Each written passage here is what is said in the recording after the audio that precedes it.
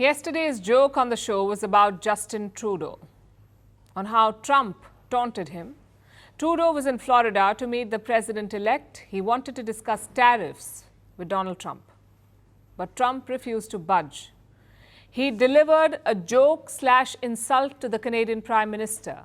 Trump said to Trudeau, if you can't pay the tariff, just join the United States, become our 51st state. Apparently, Trudeau laughed nervously at this. His ministers also called it a joke. But with Donald Trump, who knows? This is a man who tried to buy Greenland from Denmark, who suggested drinking bleach to cure the Wuhan virus, so nothing is off the table. Trump also posted this picture on social media. It's an AI-generated image. It shows him standing over Canadian mountain ranges. And look at the caption, "Oh, Canada." Could Donald Trump be hinting at something here? Well, his joke does have some history. There's a Wikipedia page on Canada joining the US. A few Canadian parties have pushed for this merger, but none of them really took off. Today, there is no appetite for such a move. The mere suggestion is controversial, and you can see why. America is a very powerful neighbor to have. Their economy, their military, their culture, all of it looms large over Canada. And financially, they are dependent on the US. Nearly 75% of Canada's exports go to just one country, and that is the United States.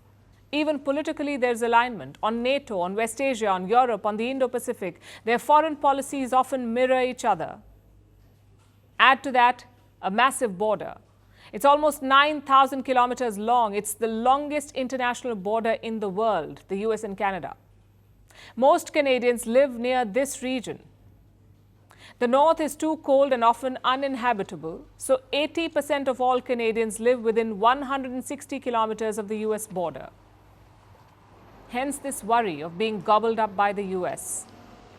And it's not a recent concern. It dates back to the 18th century, to the Revolutionary War against Britain, sort of like America's war for independence. During this war, the US Army tried to invade Canada. Back then, Canada was occupied by Britain, so British soldiers beat them back. Another attempt was made through America's first constitution. It was adopted in 1777, and it invited Canada to join the United States. No strings attached. But again, the British rulers rejected it. Years later, in 1812, the US invaded again, and once again, the British beat them back. They also burnt the White House for good measure, which pretty much settled the debate. But in the 1980s, it emerged once again. The reason was not an invasion or a political document. It was a free trade agreement. Canada and the US were discussing a trade deal in 1988.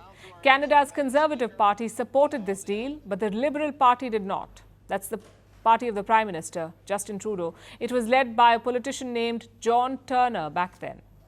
He said a trade deal would dilute Canada's sovereignty, that it would eventually reduce Canada to the 51st state of America. Listen to this. I will not let this great nation surrender its birthright. I believe that Canadians are not going to vote for Brian Mulroney, a man who would be governor of a 51st state. They are going to vote for John Turner, a man who wants to be Prime Minister of Canada. A lot of people shared this view, including the New Democrat Party, which is the party of Jagmeet Singh.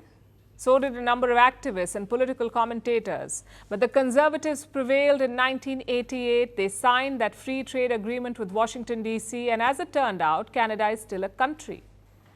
But let's come to present day. Donald Trump's joke about Canada is not new. His advisors say that he used the same line in his first term as well. He also followed that up with tariffs. Back then, Justin Trudeau responded in kind. He imposed tit-for-tat tariffs on US imports. But this time, he's a lot weaker.